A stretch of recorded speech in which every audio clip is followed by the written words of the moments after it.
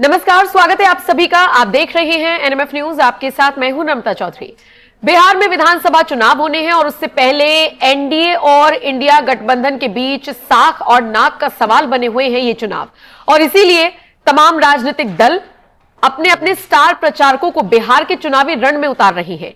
लेकिन इन सबके बीच आज एक ऐसे चेहरे की चर्चा करेंगे जो बहुत मायने रखता है एनडीए के लिए, और खबर यह मिल रही है कि बहुत जल्द वो बीजेपी के साथ आकर पूरा राजपूत वोट बैंक एनडीए के खेमे में ला सकता है। हालांकि इस नाम की और इस चेहरे की चर्चा हम पहले भी कर चुके हैं, लेकिन अब एक बार फिर से चर्चा इसलिए जरूरी हो जाती है क्योंकि ऑलमोस्ट ये फाइनल माना जा रहा है कि इन चुनावों में यह शख्स एनडीए के साथ हुंकार भरने के लिए तैयार है। उत्तर बिहार का राजपूतों का सबसे बड़ा चेहरा अगर आप कहेंगे उनमें से एक नाम है राकेश रोशन। हालांकि उनके पिता भी आप ये कह लीजिए बहुत प्रभावशाली नेता थे, लेकिन इन्होंने अपनी अलग से पैठ बनाई है, जगह बनाई है, और शायद इसीलिए जरूरी और मजबूरी दोनों नजर आते हैं ये जिस भी दल के साथ जुड़ जाते हैं। इसी पर चर्चा करेंगे। मेरे साथ मेरे वरिष्ठ सहयोगी पंकज प्रसून जुड़े हुए हैं।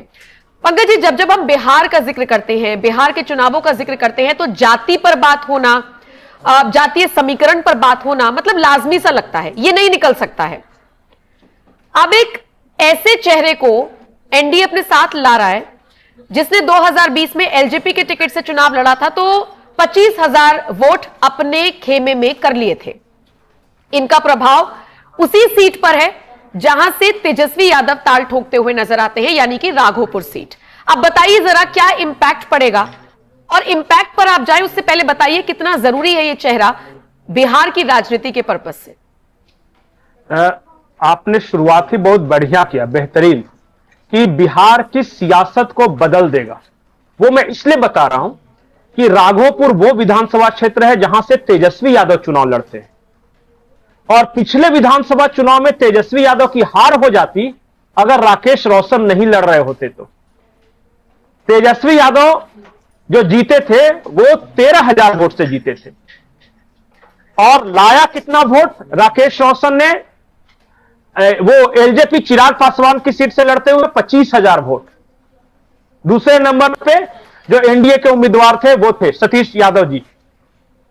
तो सोचिए कि अगर दूसरा तीसरा आपस में मिल जाता तो तेजस्वी यादव तो पिछली बार चुनाव हार गए थे, वो तो चिराग पासवान ने अपना कैंडिडेट दे दिया, राकेश रोशन जी उतर गए, इसलिए तेजस्वी यादव जीत गए। और तेजस्वी यादव अगर चुनाव हार जाते तो बिहार की सियासत में क्या होता ये आप समझ सकते। ठीक है, अब पॉइंट नंबर 2। अब राघोपुर जहां से लड़ते हैं वहां का सामाजिक समीकरण समझिए। सबसे ज्यादा यादव है वहां पे, उसके बाद जो संख्या है वो है राजपूतों की, और उसी इलाके के सबसे बड़े राजपूत चेहरे थे स्वर्गीय ब्रजनाथ सिंह, इनके पिता स्वर्गीय ब्रजनाथ। हाँ, और इनका भी जब पिता का देहांत हुआ तो फिर वही वोट बैंक आज राकेश के साथ जुड़ा हुआ है, राकेश रोशन जी के साथ जुड़ा हुआ है। तो दूसरा सबसे बड़ा वोट बैंक अगर इनके साथ जुड़ा हुआ है, तो राघोपुर में अगर ये भाजपा में शामिल हो जाते हैं तो क्या चमत्कार कर सकते हैं, ये बस अंदाजा लगाया जा सकता है। तीसरी और महत्वपूर्ण बात, ये बहुत पढ़े लिखे हैं, ऐसा मत राघोपुर वाला इलाका मत समझिए कि वो जो वही दबंगई और वो जातिगत। बीजेपी में जो आईटी सेल का जो कॉन्सेप्ट है ना, आईटी सेल, उसको देने वाले चंद लोगों में एक ये भी हैं। अच्छा, शुरुआत में ही 10,000 लड़कों की नियुक्ति की थी आईटी सेल में। आज भले ही दूसरे का नाम हो जाता है। तो इस लिहाज से, चुनाव की रणनीति बनाने के लिहाज से प्रशांत किशोर के चच्चा हैं ये। जब किसी ने नहीं सोचा तब इन्होंने सोचा था, इसलिए मैं उस लिहाज से बात कर रहा हूं। I don't want to demean anybody, लेकिन ये कितना प्रोग्रेसिव फॉरवर्ड माइंडेड आदमी है वो मैं बता रहा हूं, आगे की सोच रखने वाला। क्योंकि बिहार में फॉरवर्ड माइंडेड बोल दीजिएगा तो वो सोचेगा सवर्ण जाति की बात कर रहे हैं। तो ये मैं सिर्फ महत्व बता रहा हूं राकेश रोशन जी का। अब मैं एक और महत्वपूर्ण और बहुत ही ध्यान से सुनिएगा इसको। जब अभी मोदी जी आए तो उन्होंने जो अपनी जो सारण वाली सभा है उस शुरुआत किससे करवाई? मंच का संचालन कौन कर रहे थे? राजीव प्रताप रूढ़ी, राजपूत चेहरा। अगर उस स्टेज पे एक तस्वीर मैंने आपको दी है वो दिखाइए। नरेंद्र मोदी, मैं कोशिश करूंगा कि वीडियो भी भेज दूं। वो एक व्यक्ति जो हरा गमछा पहने हुआ है उसकी पीठ ठोक रहे हैं, दोनों हंस हंस के बातें कर रहे हैं। नरेंद्र मोदी खड़ा होकर एक नौजवान से बात कर रहा है, मुस्कुरा रहा है। नरेंद्र मोदी अकारण कुछ नहीं करते। वो पता है वो नौजवान कौन है? वो नौजवान है रणधीर सिंह, और वो स्वर्गीय, माफ कीजिएगा, अभी हैं वो प्रभुनाथ सिंह के बेटे हैं, रणधीर सिंह। प्रभुनाथ सिंह वो व्यक्ति जिसका पूरे महाराजगंज इलाके में तूती बोलती थी, राजपूतों का सर्वमान्य नेता, उसके टक्कर का कोई दूसरा नेता हुआ ही नहीं राजपूतों में। तो टिकड़ी है ये राजीव प्रताप रूढ़ी, रणधीर सिंह और राकेश रोशन। भाई आरके सिंह जब नाराज हुए हैं तो कोई उनसे भी ज्यादा प्रभावशाली जुटेगा ना। इसीलिए अमित शाह हो या नरेंद्र मोदी हो, ये रणनीतिक रूप से, ये मैं बार बार एक चीज बोलता हूं कि जिस मोदी को अमेरिका नहीं कंट्रोल कर पा रहा है, पाकिस्तान नहीं कर पा रहा है, चाइना नहीं कर पा रहा है, वो मोदी अकारण बिहार में आके एक नौजवान के पीठ पे हाथ रख रहा है, मुस्कुरा रहा है, राजीव प्रताप रूढ़ी से मंच संचालन करवा रहा है, राकेश रोशन को पार्टी में शामिल करा रहा है। यूं ही जरा सोचिए। और बिहार में सवर्णों में राजपूत सबसे ज्यादा संख्या में, सबसे ज्यादा संख्या में है।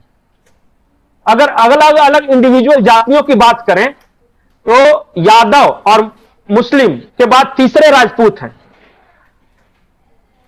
तो महत्व देख रही हैं ये। अब आते हैं राकेश रोशन जी पे। राघोपुर और राकेश रोशन, ये क्यों महत्वपूर्ण है? पिछले चुनाव के बारे में तो मैंने बता दिया कि अगर ये न लड़ रहे होते तो तेजस्वी यादव विधानसभा में न होते, उसी वक्त हार जाते। और उसके बाद बिहार की सियासत में क्या होता, क्या कोहराम मचता, ये हर किसी को पता है। इस बार क्या होगा? इस बार एक तो तेज प्रताप यादव ने पहले ही सांसें फुला रखी हैं। वो जाते हैं राघोपुर में और जाके बाढ़ पीड़ितों की मदद करते हैं और बाकायदा वीडियो बनाते हैं। और जिस वक्त यादव ने, हाँ, जिस वक्त तेज प्रताप यादव राघोपुर में, तेजस्वी के विधानसभा क्षेत्र में तेज प्रताप यादव जिस वक्त मदद कर रहे थे लोगों को, उसी वक्त तेजस्वी यादव पटना में रील्स बना रहे थे, डांस। बिल्कुल। और इसका फायदा तेज प्रताप ने उठाया। बोलते हैं कि आपका विधायक फेल है, वो नाचने गाने वाला है। इसी तरीके से कुछ तंज करते हुए वो नजर आए थे। हाँ, अब सोचिए कि यादव की जो आबादी है उसमें तो सेंधमारी तेज प्रताप ने लगा दी। और ऐसे भी यादव बोल रहे हैं बहुत सारे कि यार वो आते ही नहीं, काम ही नहीं करते। 1 घंटा दूर पटना है, यहां इतना बाढ़ आया, किसी की मदद में कभी नहीं आए। वो हाईफाई नेता है। और बीजेपी ने किसको उम्मीदवार बनाया है? सतीश यादव को। तो सतीश यादव जी की बहुत अच्छी छवि, एक बार राबड़ी देवी को हरा चुके हैं इसी राघोपुर में वो। तो उनकी छवि, एक तो सिंपैथी इनके प्रति, दूसरा तेज प्रताप ने जो वहां रायता फैलाया है, और तीसरा यादवों के अलावा जो राजपूतों की सबसे बड़ी संख्या जुट जाएगी राकेश रोशन के आने से। Vote bank. अच्छा, मुझे एक चीज और बताइए पंकज इस बार जी, इनके पिता का जिक्र करेंगे। उनको लेकर भी कहा जाता है कि उनको भी जिस तरीके से उनकी हत्या की गई थी, थोड़ा मैं उसको समझना चाहूंगी। क्या वो सिंपैथी वोट भी इस तरफ नहीं जाएंगे? और दूसरी बात, क्या राकेश रोशन के बहाने एनडीए एक बार फिर से सुशासन और कानून व्यवस्था दुरुस्त हो, ये मैसेज देने का काम नहीं करेगी? देखिए, स्वर्गीय ब्रजनाथ सिंह के बारे में एक बात बता दूं कि राघोपुर में लालू परिवार से टक्कर लेने वाला पहला व्यक्ति था तो वीर ब्रजनाथ सिंह थे। उस जमाने में जब लालू यादव की तूती बोलती थी और उनके खिलाफ चुनाव भी लड़े और दबंगई भी थी कि ऐसा नहीं कि सिर्फ एक तरफ से ही लाठी है। ये थे वीर ब्रजनाथ सिंह, और उनकी हत्या करवा दी गई।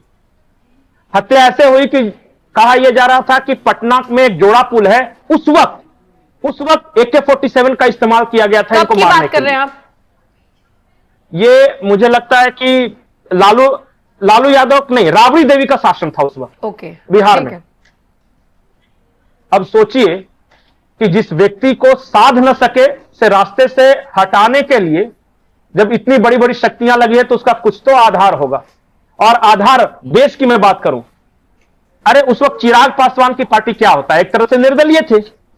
राघोपुर में निर्दलीय 25,000 वोट लेके आ गया राघोपुर जैसे इलाके में। इसका पर्सनल वोट है वो 25,000 राकेश रोशन का।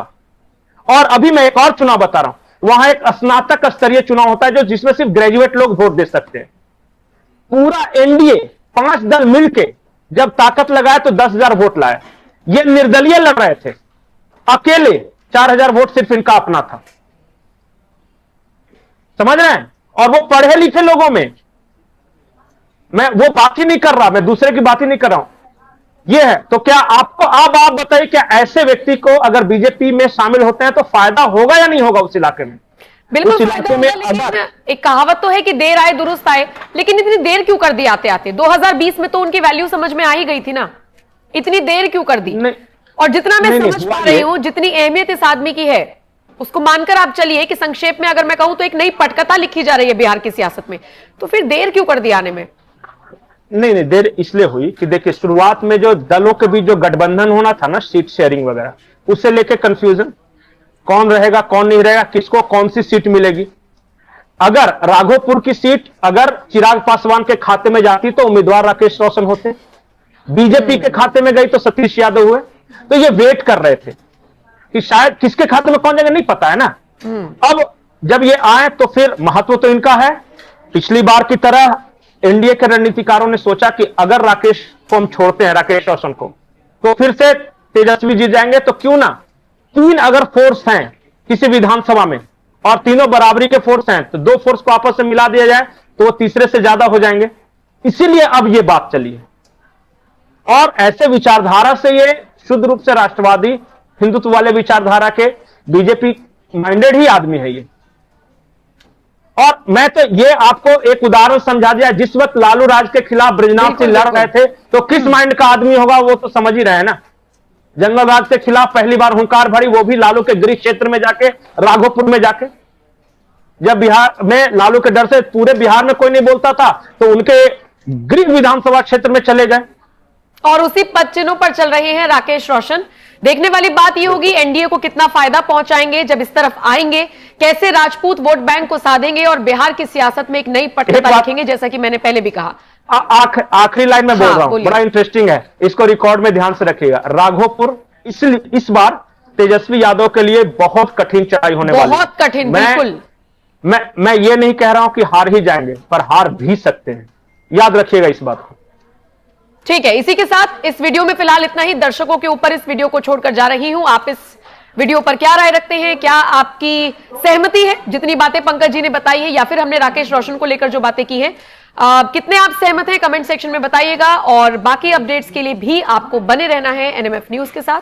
नमस्कार।